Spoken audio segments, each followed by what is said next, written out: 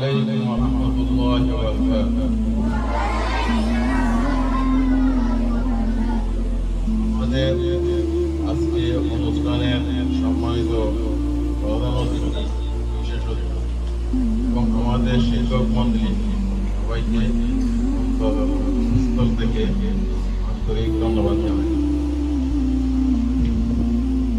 আমাদের এই শিক্ষা প্রতিষ্ঠানটা, এখানে আমাদের হয়তো অনেক শিক্ষা প্রতিষ্ঠান আছে, সামান্য একটু ভিন্ন, আমাদের চিন্তা চেতনা একটু ভিন্ন।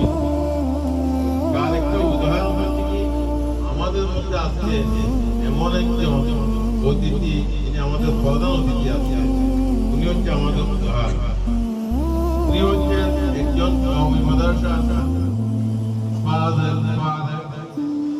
এবং অনেক উচ্চ ছাত্র ছিলেন এবং ওই মাদ্রাসার লেখাপড়া শেষ করে আমাদের মধ্যে উচ্চতর ডিগ্রি নিয়েছেন। তাহলে উনি মুফতি হিসাবে পরিচিত।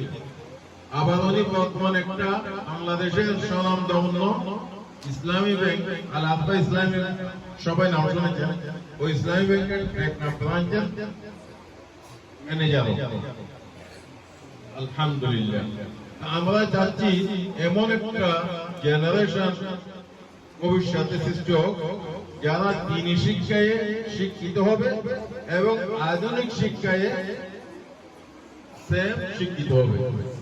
দ্বীনি শিক্ষা রুহানিয়ত যেন ভুলে না যায়, আধুনিক শিক্ষা সৌন্দর্য যেন ভুলে না থাকে, এমন একটা শিক্ষা ব্যবস্থা আমরা চাই। তো এই শিক্ষা, এই চিন্তা চেতনা নিয়ে আমাদের যাত্রা আলহামদুলিল্লাহ।